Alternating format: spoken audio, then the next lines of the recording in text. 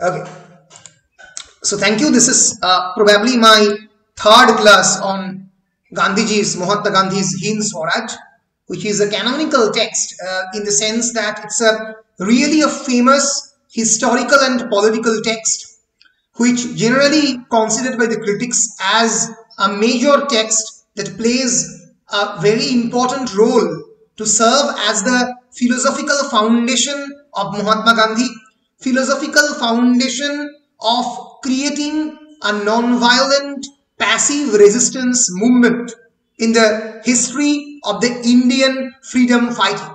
So, as I have previously also discussed about some of the tenets and features of Gandhi's thought, I have talked about Satyagraha, that is Satyer Prati Agraha, holding onto the foundations of truth. I have talked about passive resistance or non-violent movement, which aims to create change in the mindscape of the oppressor. It doesn't promulgate any form of violence or any form of revolutionary movement through arms, but rather it talks about how to create a change in the mindscape of the Britishers or French people or Dutch people. I'm talking about the colonizers. সেটা French হোক, Dutch হোক বা এক্ষেত্রে ভারতীয় কনটেক্সটে British, এই সমস্ত কলোনাইজারের মনের মধ্যে যে কোনো ধরনের চেঞ্জ আনতে গেলে Mahatma Gandhi strongly believed on this non violent movements. এই নন ভায়োলেন্সের কথা এবং সত্যাগ্রহের কথা, and at the same time how the Western civilization as well as not only the Western civilization as well as the colonial thinking actually wrought a kind of very destructive effect on the Indian lifestyle. ভারতীয় সমাজে এই পশ্চিমী চিন্তাভাবনা যে কি খারাপ জিনিস এনেছে সেই সম্পর্ক গান্ধীজি এই পার্টিকুলার টেক্সটে আলোচনা করেছেন। সো লেট আস সি যে আমরা আমরা কোথায় ছিলাম এবং আজকে আমরা কোন কোন বিষয় নিয়ে আলোচনা করব। So I am presenting my screen. Yes,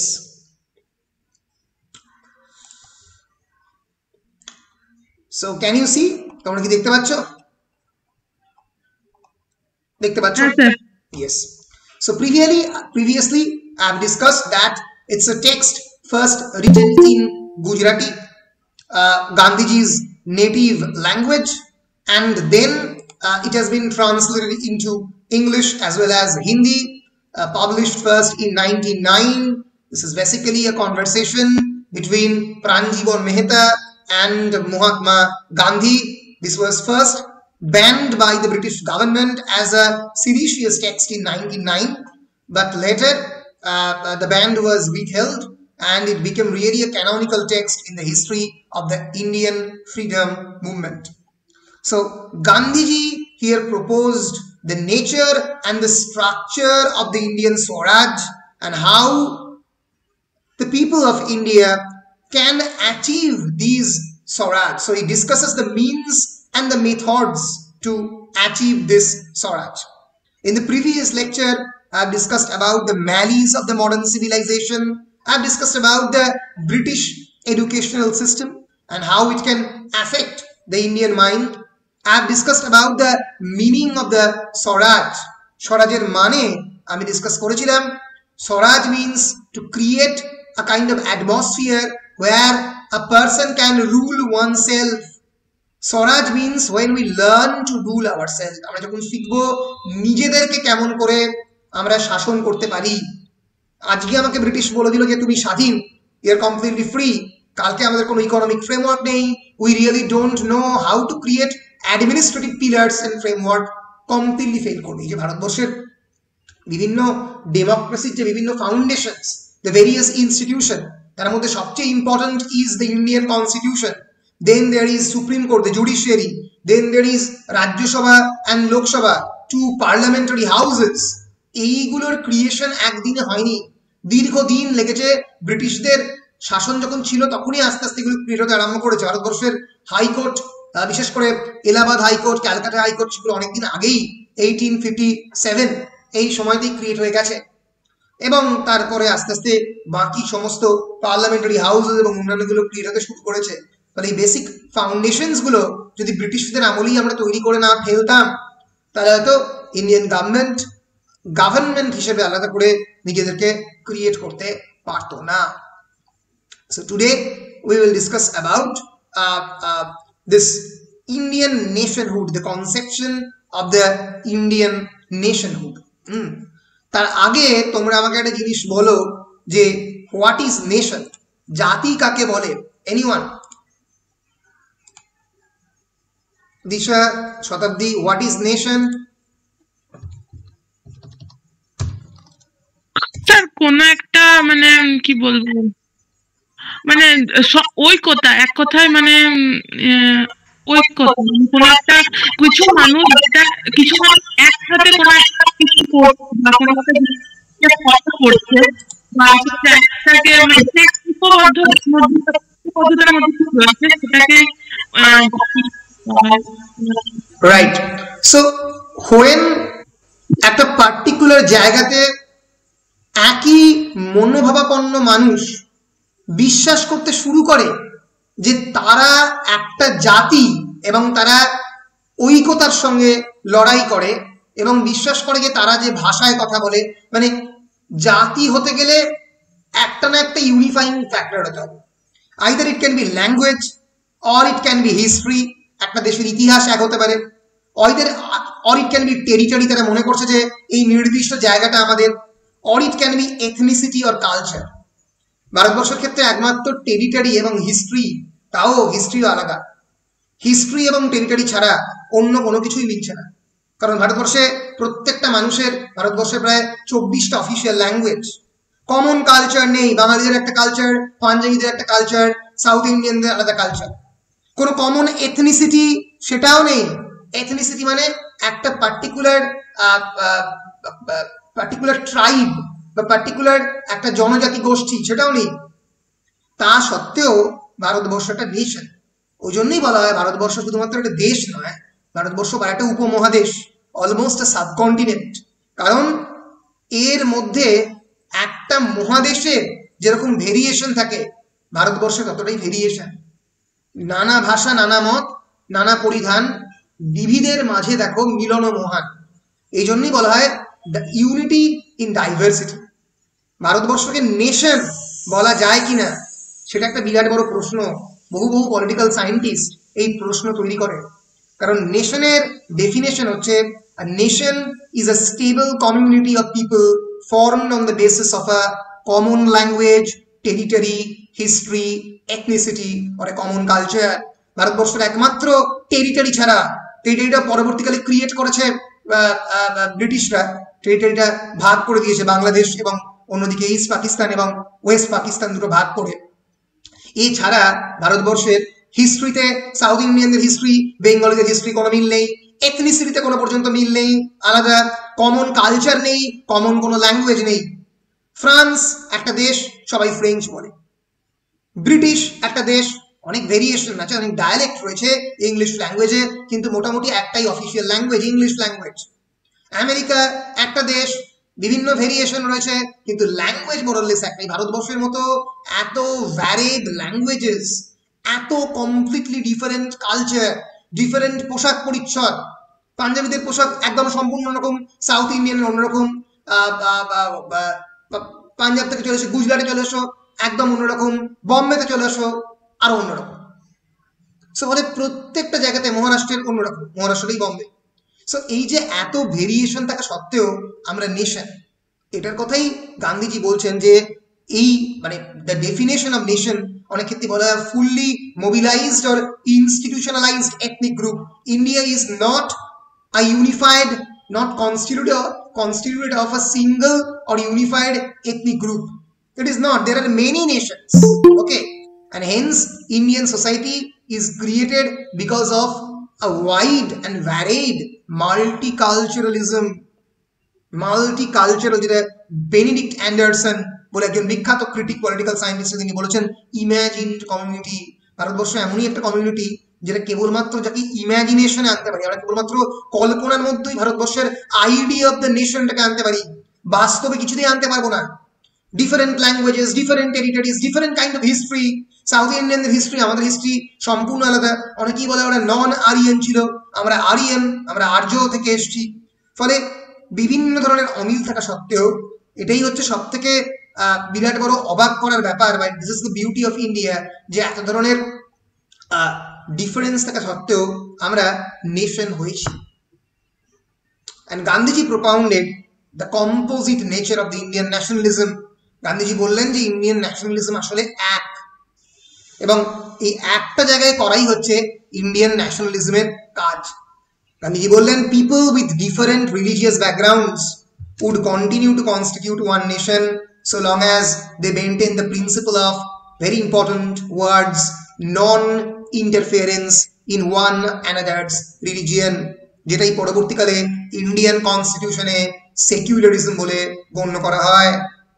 So Gandhiji said that instead of different religious communities with different religious backgrounds resides in India, but instead of it they maintain principle of non-interference. আমি তোমার কাজে বাধা দেব না। Secularism definition কি? সেকুলারিজমের western definition হচ্ছে if a government of a country remain religiously blind, ধর্মীয়ভাবে অন্ধ যদি হয়, তাহলে আমরা তাকে সেকুলার বলতে পারবো। ধর্মের বিষয়ে রাষ্ট্রের কোনো ডাইরেক্ট সে থাকবে না। কিন্তু ভারতীয় উপমহাদেশে এবং স্পেসিফিক্যালি ইন্ডিয়াতে এই নোশন অফ সেকুলারিজম প্রপাউন্ড করা হয় না। কোন নোশন অফ সেকুলারিজম প্রপাউন্ড করা হয়? যে এমন একটা দেশ যেখানে রিলিজিয়ান প্র্যাকটিস, বা if we practice religion, various forms of religion, we can practise any forms of religion and we will not interfere with other forms of religion. অন্য রিলিজিয়নের সঙ্গে আমি কখনোই ইন্টারফেয়ার করব না। তাকেই ইন্ডিয়ান কনটেক্সটে সেকুলারিজম বলে।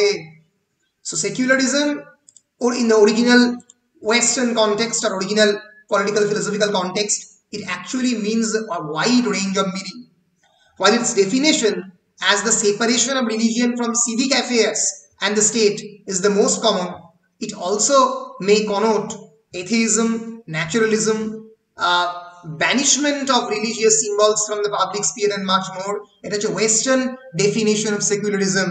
Western definition of secularism e religion ke থেকে রাষ্ট্র সবসময় সেপারেট থাকবে, রাষ্ট্র রিলিজিয়নের সঙ্গে একসঙ্গে জড়াবে না, এবং it provides banishment of all religious symbols from the public sphere. Public spear থেকে, পাবলিক স্পিয়ারে কোনো ধরনের রিলিজিয়াস সিম্বল থাকবে না। ভারতবর্ষ তো নয়, ভারতবর্ষের রিলিজিয়াস সিম্বল পাবলিক স্পিয়ারে সবসময় থাকে। এর ফলে ভারতবর্ষে secularism in the Indian context, ভারতবর্ষের সেকুলারিজমের মানেটা হচ্ছে এই non interference. According to the R.A. Jahagirdar, in the Indian context, secularism is interpreted as the equal treatment of all religions, সমস্ত ধর্মের সমান treatment. In particular, the most significant impact of religion in everyday life of an Indian citizen is in matters of civil law, marriage, divorce, others. এই সব বিষয় কিন্তু religion ইন্ডিয়াতে রয়েছে। ম্যারেজও রয়েছে, ডাইভোর্সও রয়েছে, ইনহেরিটেন্সও রয়েছে, আদার্সও আছে। কারণ তোমরা জানো ভারতবর্ষের ম্যারেজের দুটো রেগুলেশন রয়েছে, একটা হচ্ছে special act, Indian special act, and another is the Hindu Marriage Act. One is 1955, one is 1956. একটাতে শুধু হিন্দুরা বিয়ে করতে পারে, আর একটাতে হিন্দুরাও করতে পারে এবং অন্যান্য ধর্মাবলম্বীরা করতে পারে। ফলে ভারতবর্ষের ক্ষেত্রে কিন্তু ধর্ম এমন একটা জিনিস যেটা আইন, marriage, divorce, inheritance, Hindu inheritance act, and then there is other inheritance act. ফলে প্রত্যেকটার মধ্যেই কিন্তু ভারতবর্ষে এই বিভিন্ন ধরনের ধর্ম এর মধ্যে ইনভলভড। ফলে ন্যাচারালি আমাদেরকে কিন্তু রেসপেক্ট করতে হবে towards all forms of religion. So in Indian context secularism can be interpreted as the equal treatment of all religion, সমস্ত ধর্মকে সমান চোখে দেখা, the principle of non interference in one another's religion. I will not interfere into your religious and ritualistic practices. You will also not interfere with mine practices. Gandhiji rejected British thesis that India was never a nation but reaffirm that it has always been a conglomerate of different creeds and communities. যেটা ব্রিটিশরা অনেকেই বলতো যে India একটা nation নয়, এটা ভারতীয়দের এগেইনস্টে একটা বিরাট বড় অ্যাকুইজিশন যে ভারতবর্ষ এমন একটা দেশ, এত বেশি রিলিজিয়াস কমিউনিটি, এত বেশি ক্রিডস এন্ড কমিউনিটিস, আমি যেটা একটু বলছিলাম, it can not be treated as a unified nation because there are many languages, there are many territories, there are many religions. British said that India is never a nation, but Gandhi said that it is always been a conglomerate of different creeds and communities. Conglomerate মানে what is means conglomeration? যখন একটা জায়গাতে অনেকগুলো নক্ষত্র জড়ো হয় তখন তাকে conglomerate বলা যেতে পারে, one association which unified many. So conglomerate meaning a thing constituting of a number of different and distinct parts of items that are grouped together. Conglomerate of nations, it's a multidisciplinary or multi-party government. Conglomerate of government, conglomerate of parties. এখানে যখন বিভিন্ন ধরনের জিনিসপত্র একটা জায়গার মধ্যে অনেকগুলো element এক জায়গায় জড়ো হয় তখন তাকে কনগ্লোমারেট বলা হয়। এটাই গান্ধীজি's conception of the Indian nationhood.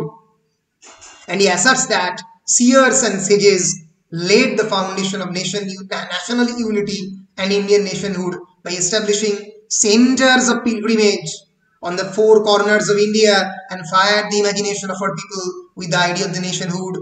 আমাদের যারা ইন্ডিয়ান সেজেস এন্ড দ্য সিয়ার্স, সাধু, তারা ভারতবর্ষের বিভিন্ন চার জায়গাতে, চারটে কর্নারে ভারতবর্ষের এই পিলগ্রিমেজ তৈরি করেছেন। অমরনাথ, কেদারনাথ এবং একেবারে দক্ষিণ ভারতের শেষ দিকে ধরা যাক কন্যাকুমারী, বিভিন্ন জায়গাতে যে আমাদের এই যে বিভিন্ন মানুষজন যে আমরা তৈরি করেছি এই সেন্টার্স অফ দ্য পিলগ্রিমেজ, তার কথা গান্ধীজি এখানে রেফার করেছেন। সো গান্ধীজির এই পার্টিকুলার টেক্সটের একটা খুবই ইম্পর্টেন্ট জায়গা হচ্ছে ইন্ডিয়ান নেশনহুড। তার আগে আমি অলরেডি ডিসকাস করেছি the conception of the Swaraj, British educational system, how it is being propounded by Macaulay and how it is being created to destroy the indigenous educational system so that it creates a kind of false consciousness and false sense of education, and so that it helps the Britishers to create their own class of ruling classes people, middle class elite personality এটা তৈরি করা, যার ফলে ব্রিটিশদের শাসন করতে সুবিধা হবে। তার জন্য কেমন করে এই ব্রিটিশ এডুকেশনাল সিস্টেম ইন্ট্রোডিউস করা হয়েছে তাই নিয়ে ডিসকাস করেছেন Gandhiji. And in the first section he talks about the malice and the bad effects of the modern civilization. So এরপরে আমি ডিসকাস করব the vision of an alternative society. What is the meaning of the alternative? Alternative মানে হচ্ছে বাংলাতে বিকল্প। বিকল্প শক্তি, কোন শক্তিকে বলা হয়? ইলেকট্রনিক শক্তি না, বৈদ্যুতিক শক্তি না, সৌর বিদ্যুৎ শক্তি, মানে সূর্যালোক থেকে তৈরি যে ক্ষমতা, বা বিভিন্ন ধরনের বায়ো পাওয়ার, গোবর থেকে তৈরি বিদ্যুৎ, ঠিক আছে, এটা হচ্ছে অল্টারনেটিভ। অল্টারনেটিভ মেডিসিন যেটা মেইন স্ট্রিম নয়। So Gandhiji has always a vision of an alternative society. এরকম ভাবে সমাজ চলে আসে সেরকম সমাজ নয়, a different kind of society, যেখানে সোসাইটির ফাউন্ডেশনসটা এসেনশিয়ালি ডেমোক্রেটিক হবে, যেখানে কোনো একটা নির্দিষ্ট পাওয়ার থাকবে না। গান্ধীজি কিন্তু এখনকার ভারতবর্ষের কথা ভাবেননি যে ভারতবর্ষে কেবলমাত্র একটা সেন্ট্রাল গভর্নমেন্ট থাকবে, সেন্ট্রাল গভর্নমেন্ট স্টেট গভর্নমেন্টের মধ্যে কনস্ট্যান্ট ফাইট হবে, এই কথা কিন্তু গান্ধী কি বলেননি। গান্ধীজি রাতে বলেছিলেন multi party government, multiple governments in different sectors, in different domains of the society. কারণ গান্ধীজি কিন্তু পঞ্চায়েত ব্যবস্থা শক্তিশালী করার কথা বলেছিলেন। তার ঠিক ভুল নিয়ে অনেক ধরনের তর্ক থাকতেই পারে যে পঞ্চায়েত শক্তিশালী যদি হতো তাহলে তলার লেভেলে করাপশন অনেক বেশি বাড়তো, কিন্তু গান্ধীজি বিশ্বাস করতেন কমিউনিটি ক্রিয়েশনের। কমিউনিটি ক্রিয়েশন মানে যে ছোট্ট ছোট্ট কমিউনিটি হবে এবং তার মধ্যেই এক ধরনের স্বায়ত্ত শাসন গড়ে উঠবে, এক ধরনের অটোনমি ক্রিয়েট হবে এবং তারাই এই ধরনের সিস্টেমগুলোকে চালিয়ে নিয়ে যাবে। এই ভিশন অফ অ্যান অল্টারনেটিভ সোসাইটির কথাই গান্ধীজি সবসময় বলেছেন।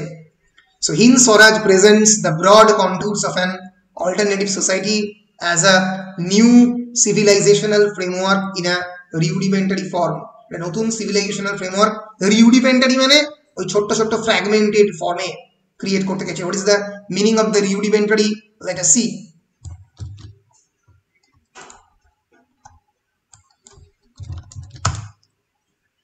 Rudimentary means involving or limited to basic principle. একেবারে খানিকটা immature বা underdeveloped basic forme তাকে বলা হয় rudimentary. Rudimentary means in basic form. So Hind Swaraj presents the broad contours of an alternative society as a new civilization framework in a very basic form. Basic form মানে একেবারে মানে শুধুমাত্র যে basic কাজগুলো একটা মানুষকে বাঁচতে গেলে কি লাগে, অক্সিজেন, হাইড্রোজেন অ্যান্ড ওয়াটার, এবং তার সঙ্গে সঙ্গে অন্যান্য ফুডস, লিভিকেন্স, সাস্টেন্স, এইরকম লেভেল থেকে গান্ধীজি ভাবছেন শুধুমাত্র আগে বেসিক ফর্মে সার্ভাইভ করো. Then he defines it as that mode of conduct which points out to man the path of duty. যেখানে প্রত্যেকটা মানুষ কিন্তু ডিউটি মেনে চলবে. কথাগুলো বলা হয়তো খুবই সহজ, but it's becomes very difficult যে কোন মানুষ সবসময় ডিউটির পথ মেনে চলবেন কিনা. অনেকটা ইমানুয়েল কান্টের মতো. Have you heard of Immanuel Kant, the famous philosopher, the famous German ethical philosopher, যিনি এথিক্স নিয়ে অনেক কথা বলেছেন. উনি অ্যাক্সিওলজি নিয়ে অনেক কথা বলেছেন. তো গান্ধীর সঙ্গে ইমানুয়েল কান্টের এই জায়গাতে অনেকটা মিল রয়েছে. Immanuel Kant talked about deontological ethics. তোমরা কেউ জানো what is deontological ethics? Anyone? বেশ. In moral philosophy, deontological ethics or deontology is the normative ethical theory that the morality of an action, ভালো করে বোঝো, the morality of an action should be based on whether that action itself is right or wrong under a series of rules rather than based on the consequences of action. অর্থাৎ আমি কোনো একটা কাজ করলাম, সে কাজটা ইভিল কি good, ভালো কি খারাপ, কিসের বেসিসে জাজ করা হয়? বেশিরভাগ ক্ষেত্রেই on the basis of the consequences of action. তুই তীর তো ছুঁড়লি, তীরটা মানুষটাকে মারলো কি মারলো না, তার উপরে মরালিটি অফ অ্যাকশন ডিপেন্ড করে. তুমি ধরা যাক ব্যাট চালালে, চালাবার পরে একজন লোকের গায়ে ব্যাট লাগলো, লোকটার মৃত্যু ঘটলো. গান্ধীজি বলবে সেটা খারাপ কি ভালো তার আগেই কোনো অ্যাকশন ভালো কি খারাপ হয়ে গেছে, ব্যাট চালানোটাই ভুল. উনি বিশ্বাস করেন the morality of an action should be based on whether the action itself right and wrong. ফল দেখে নয়, কাজের ফলটা দেখে নয়, কাজের আগেই কাজটা ঠিক কি ভুল সেটা ডিসাইড হয়ে গেছে. আমি কোনো একজন মহিলাকে মলেস্ট করতে যাচ্ছি, মলেস্টেশন হলো কি হলো না, ধরো যাকে মহিলা সেখান থেকে সেই মুহূর্তে she has eloped herself, molestation complete হলো না, কিন্তু সেই জায়গায় দাঁড়িয়ে the act of molestation itself is evil. যেহেতু the action itself is right and wrong, action has its potential to judge itself as right and wrong. অ্যাকশনটাই বলে দিচ্ছে যে কাজটা ঠিক না ভুল. সেই কাজের ভিত্তিতেই আমরা ডিসাইড করব the morality of the action, whether it is right or whether it is wrong. It is known as deontological ethics or deontology.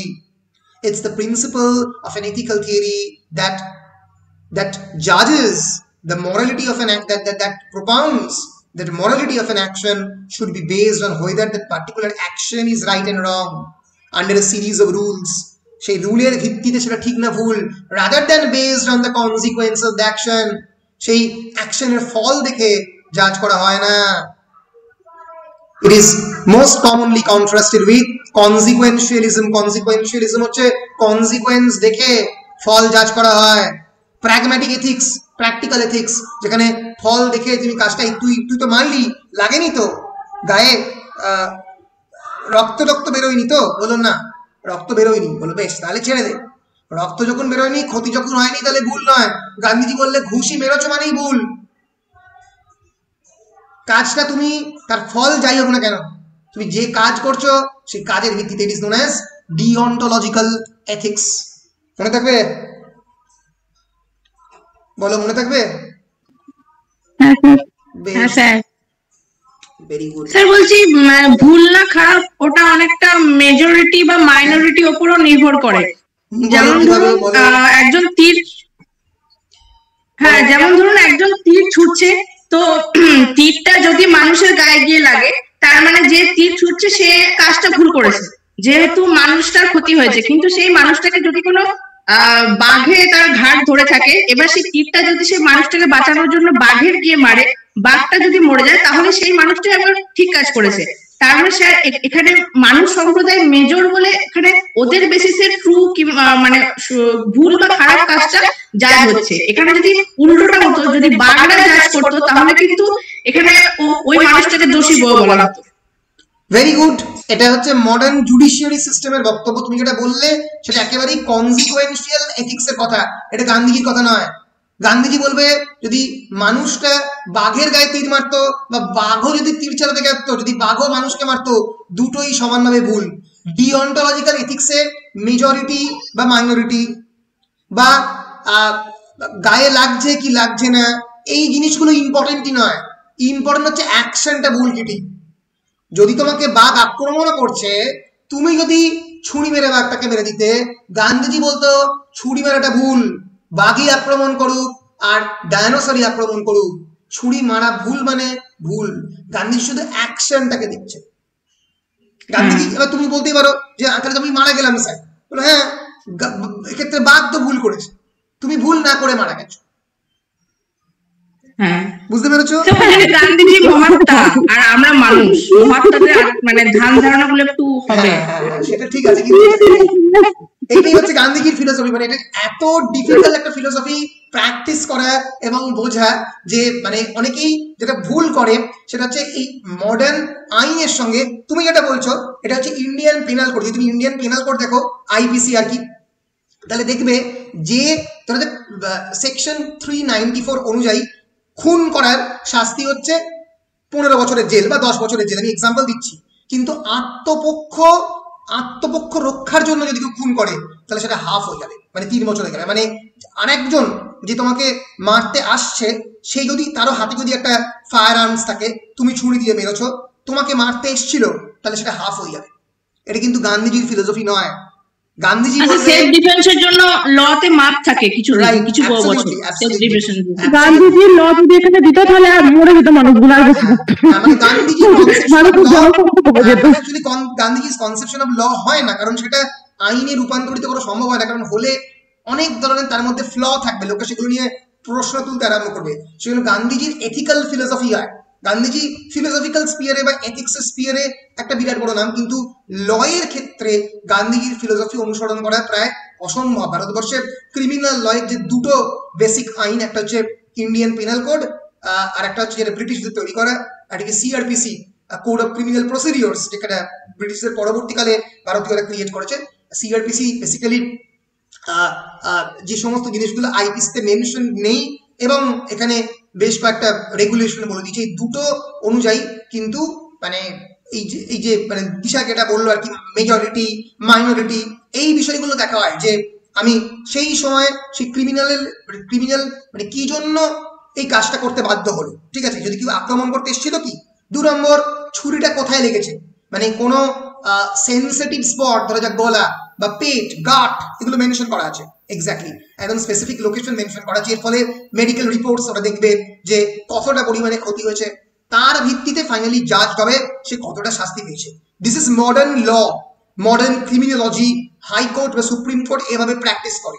কিন্তু গান্ধীজি বলবে ছুরি মারাটাই ভুল, সেটা তুমি গলা দিয়ে চালাও বা হাত দিয়ে বেরিয়ে যাক বা না লাগুক, তুমি যদি বাতাসেও ছুরি মারো সেটাও ভুল। বুঝতে পেরেছো? বেশ, এই নিয়মটা যদি থাকতো তাহলে আর ভারতের মরে যেত সবাই। Yes. So he always talks about the deontological ethics, and he said that he defines that again, the mode of conduct which points out to man the path of the duty, always follow the path of the duty. And he further adds that moral behavior is nothing but to attain mastery over one's mind.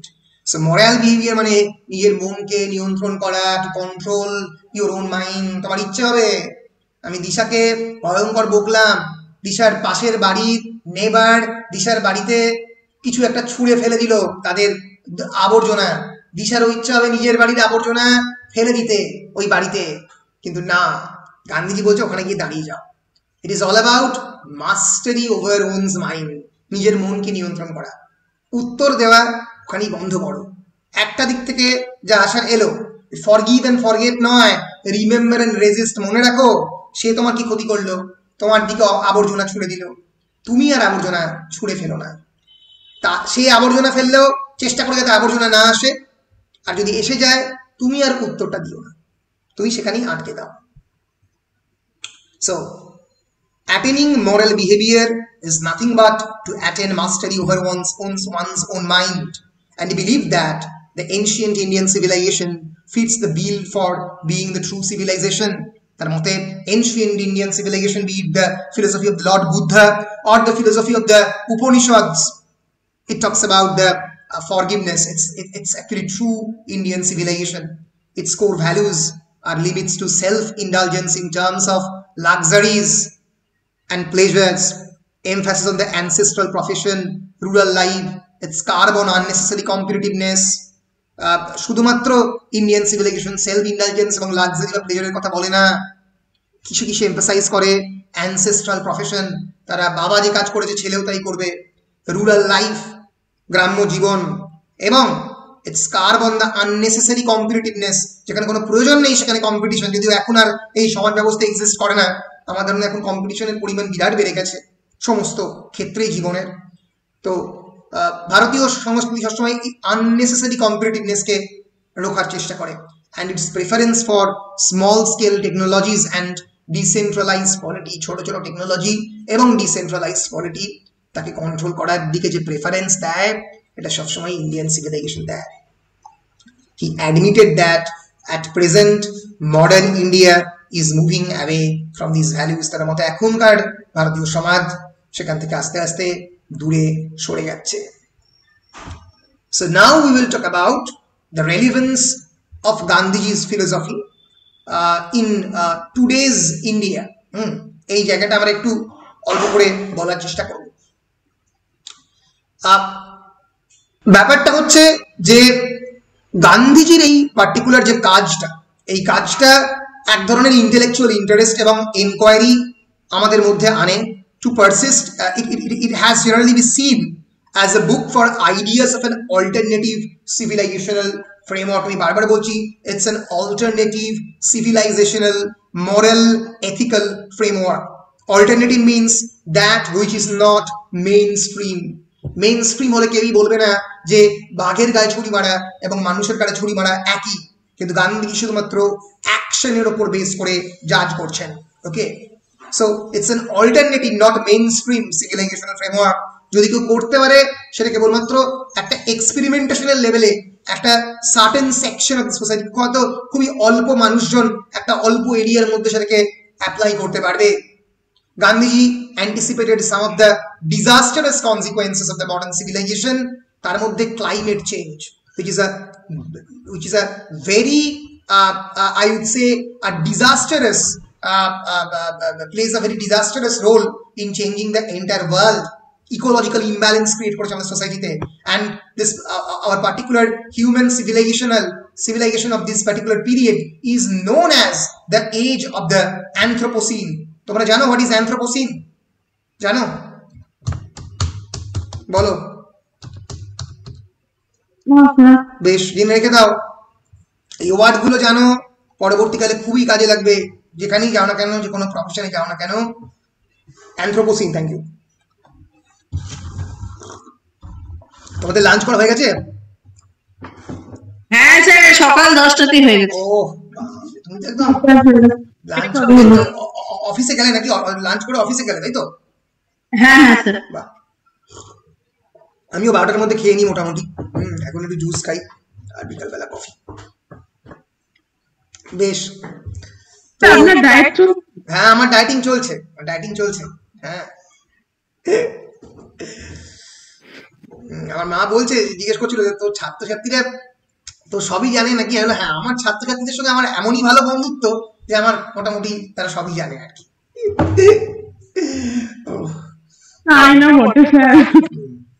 আমি এটা বিশ্বাস করি যে higher educational লেভেলে at least after class 12 there should be, মানে you should break the bridge. তোমার সেই ব্রিজটা যেটা একটা থেকে থাকে স্যারেদের সঙ্গে ছাত্রছাত্রীদের, সেটা তোমারই মানে ভাঙা উচিত প্রথম।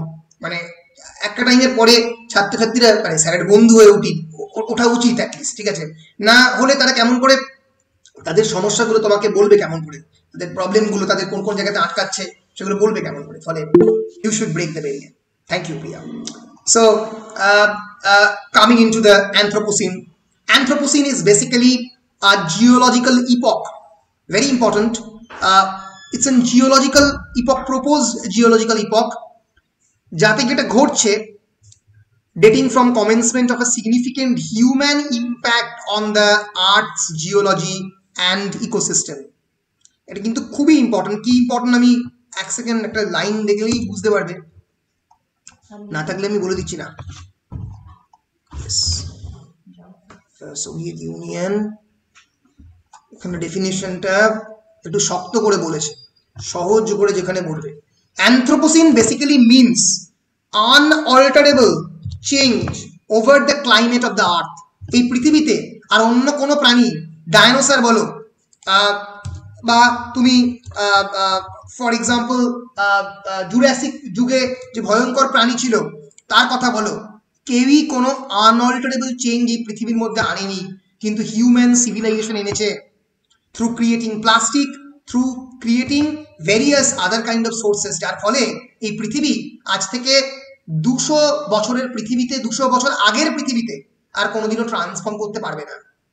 So anthropocene means relating or denoting the current geological age viewed as the period during which human activity has been the dominant influence on the climate and the environment, and it creates unalterable change and damage to the climate. আর আগের জগতে ফেরত যেতে পারবে না। এই যে plastic, এটা হয়তো সার্ভাইভ করবে অ্যারাউন্ড মানে 3000 ইয়ার্স, 4000 ইয়ার্স, কোনোদিনও ফেরত যেতে পারবে না। গান্ধীজির ফিলোসফি একটা জিনিসের কথা বলেছে, যেটা হচ্ছে ইকোলজিক্যাল ইমব্যালেন্স বা ক্লাইমেট চেঞ্জের কথা গান্ধীজি ফিলোসফি বলেছে। এবং গান্ধীজি ফিলোসফি এটাও বলেছে যে এই disastrous consequence of the modern civilisation একদিনই ইকোলজিকে ডিস্ট্রয় করবে। গান্ধীজি নিজে সবরমতী আশ্রমে একটা ব্যালেন্সড লাইফ লিড করতে, যার ফলে কোনো ধরনের ক্লাইমেট চেঞ্জ বা এই ধরনের প্রবলেম এর কথা উনি খুবই অ্যাড্রেস করেছেন।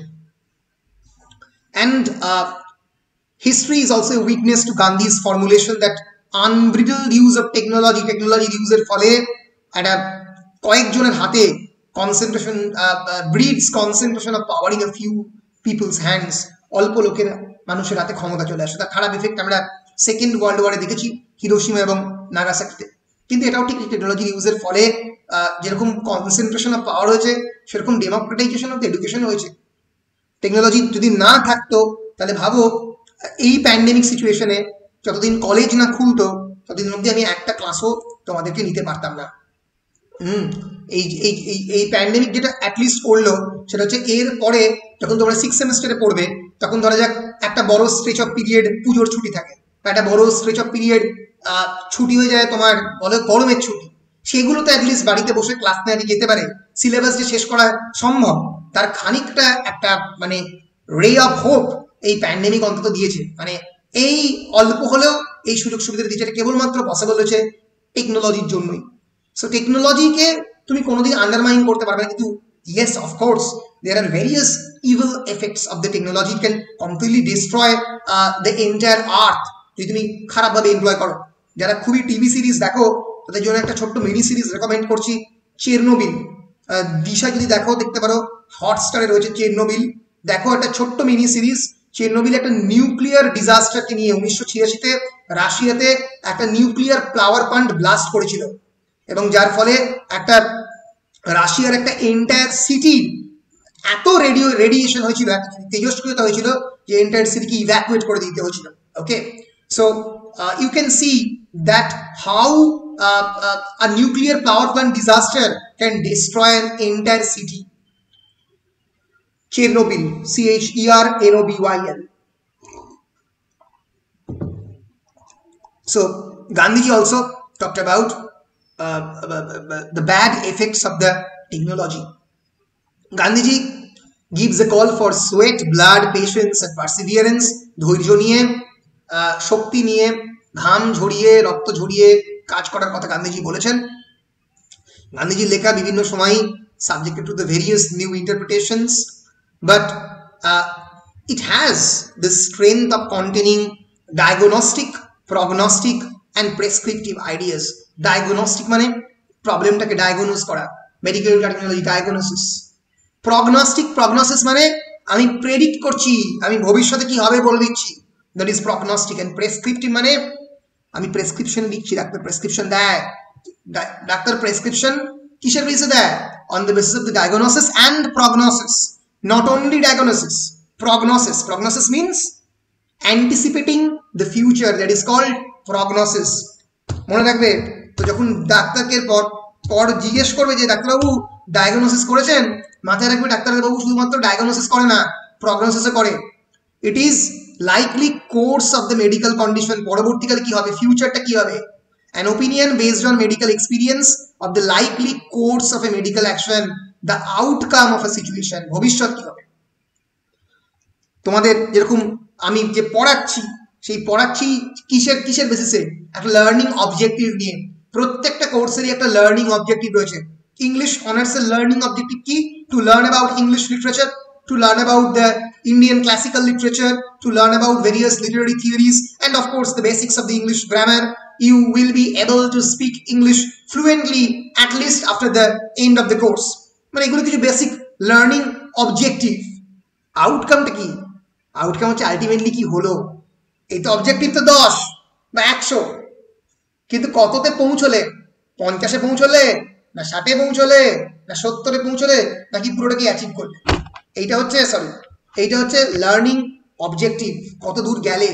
আর একটা আছে লার্নিং অবজেক্টিভ অ্যাসেসমেন্ট, যে তুমি সত্যি লার্নিং আউটকাম অ্যাসেসমেন্ট, তোমার যেটা হলো সেই আউটকামটা আমি মেজার করতে পারবো। তো মেজারমেন্টের বিভিন্ন ধরনের রাস্তা আছে। একটা রাস্তা হচ্ছে এক্সামিনেশন, আর একটা রাস্তা হচ্ছে যেটা আমরা টিচাররা করি, কন্টিনিউয়াস ইন্টারাকশন, কথা বলে বুঝতে পারি যে কতটা তোমরা শিখলে বা না শিখলে।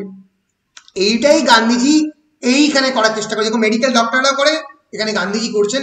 গান্ধীজি সোসাইটির যে প্রবলেমগুলো ডায়াগনোসিস করছেন, প্রগনোসিস ভবিষ্যৎ দেখছেন, বলছেন যে এই জিনিসগুলো করতে হবে। ইন্ডিয়াকে কেবলমাত্র একটা নেশন হিসেবেই ফাইট করতে হবে এবং ডিকলোনাইজেশন অফ দ্য মাইন্ড চাই ব্রিটিশদের এগেনস্টে জিততে গেলে, এবং কিছু প্রেসক্রিপটিভ আইডিয়া তিনি তার লেখার মধ্যে দিচ্ছেন। এই হচ্ছে মানে চাকরি ছাড়াও জীবন সম্বন্ধে কিন্তু অনেক কিছু জানা যায়। তো একদমই তাই। ইউটিলিটেরিয়ান পার্সপেক্টিভ ছাড়াও জীবন সম্পর্কে, ইতিহাস সম্পর্কে, অনেক কিছু সম্পর্কে তোমরা সত্যি জানতে পারো। এবং যদি সিরিয়াসলি পরবর্তীকালে মাস্টার্স করো, আমি বলবো যে ইংরেজিতে মাস্টার্সে অনেক কিছু শেখা যায়, যেটা তুমি চাইলে নিজে শিখতে পারো। হয়তো মাস্টার্স শেখার মূল সমস্যা স্যারেরা এতটা ধরে পড়াবে না, কিন্তু তুমি নিজে যদি পড়তে পারো, তাহলে কিন্তু অনেকটা জায়গাতে কিন্তু উন্নতি করতে পারবে। নিজেকে পড়তে হবে, নিজেকে জিনিসপত্র দেখতে হবে। ইউটিউব এখন তো প্রচুর পরিমাণে, সত্যি কথা বলতে কি, ইন্টারনেট রিসোর্সেস রয়েছে, সেগুলোকে ইউজ করতে হবে। ঠিক আছে, আমাদের এক একটা গল্প আমাদের জীবনের অনেক গল্প বলে, মানে অনেক কিছু রিলেট করা যায়, অনেক কিছু শেখাও যায়, এক্সপেরিয়েন্স গুলো মানে ওই জায়গা থেকে রিলেট করা যায় বলে বোঝা যায়, অনেক কিছু আমরা জানতে পারি। তো লিটারেচার মানে শুধুমাত্র যে চাকরির জন্যই পড়তে হবে সেটা নয়, মানে মানুষের যারা ভাবতে ভালোবাসে, লিখতে ভালোবাসে, তাদের জন্য খুবই ভালো। রাইট। আচ্ছা, এক সেকেন্ড দাঁড়াও, আমার একটা ফোন আসছে। হ্যাঁ দিদি, হ্যাঁ বলো। এই ক্লাস নিচ্ছি, ক্লাস করে ফোন করি হবে নাকি? বল, তুমি বলে দিতে পারো যদি ছোট থাকে, বলো।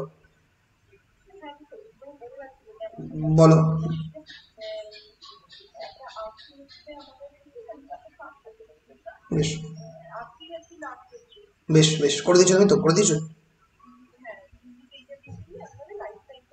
করে নাও। হ্যাঁ, বেশ। তোমাকে ওই সাইন লাগবে তো, সাইনের প্যাড। আচ্ছা, ও আচ্ছা আচ্ছা আচ্ছা আচ্ছা আচ্ছা আচ্ছা হ্যাঁ হ্যাঁ পারবো পারবো আমি পাঠিয়ে দেবো, ঠিক আছে আমি পাঠিয়ে দেবো, আমাকে পাঠিয়ে দাও আমি পাঠিয়ে দিচ্ছি, আমি পাঠিয়ে দিচ্ছি। ফোন করছি। ঠিক আছে, আর তুই এমন করে পাঠিয়ে দাও, আমি ক্লাসে গিয়ে তোমাকে কল ব্যাক করছি, ঠিক আছে?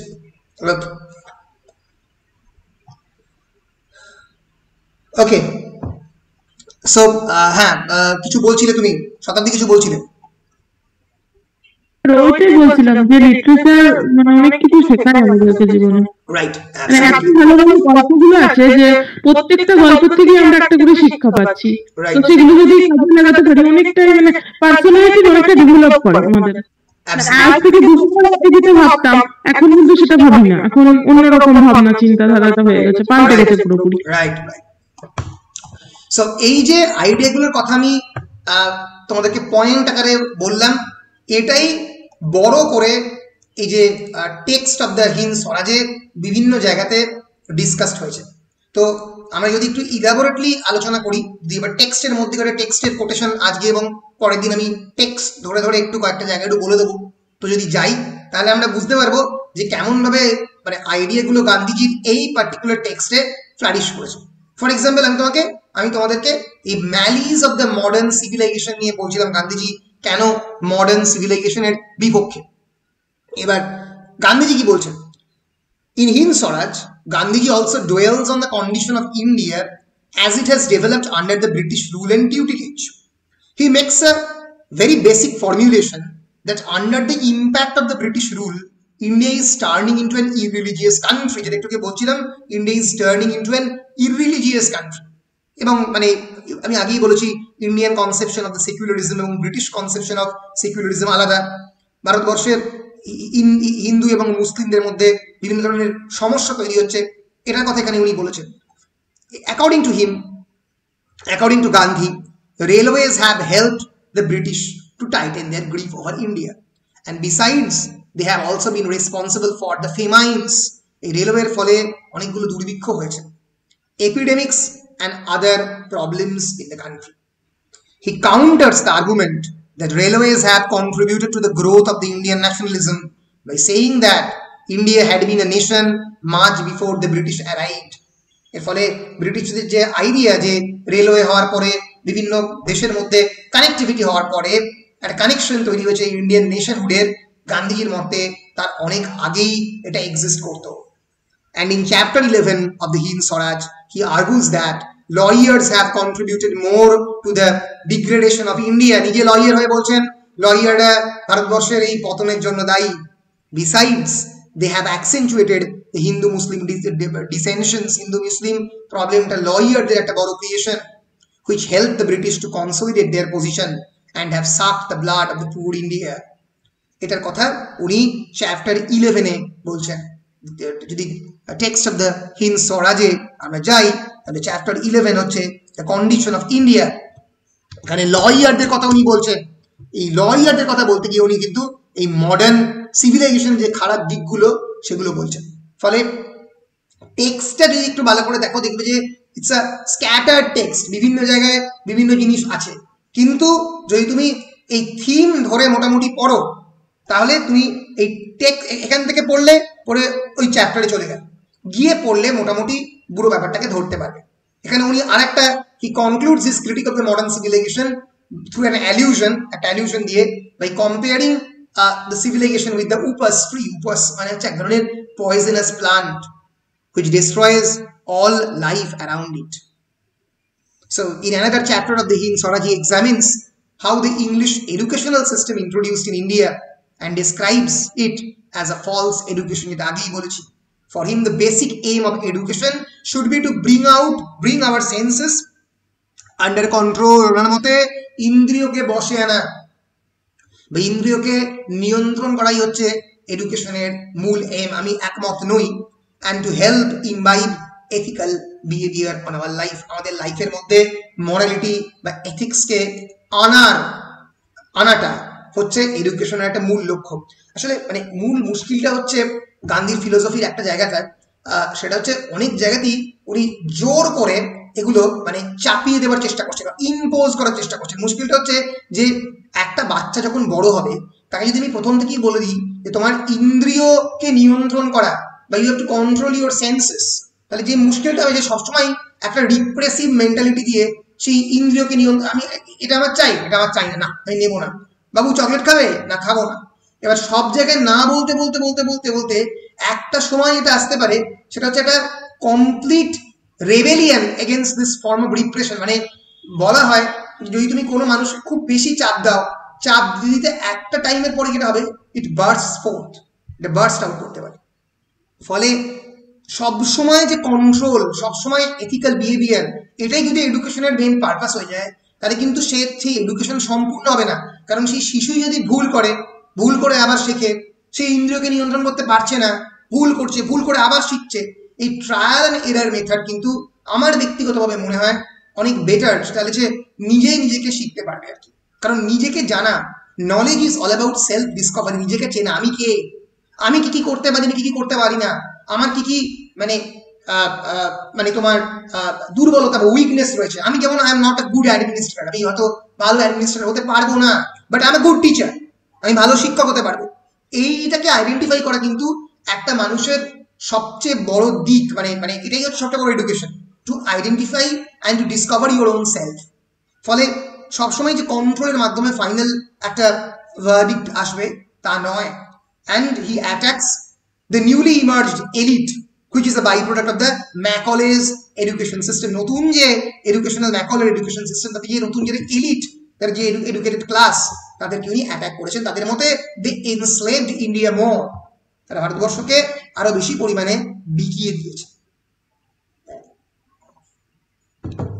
একই রকম ভাবে স্বরাজটাও তোমাদেরকে এরকম ভাবে পড়তে হবে। সো স্বরাজ কি? Swaraj is basically a method two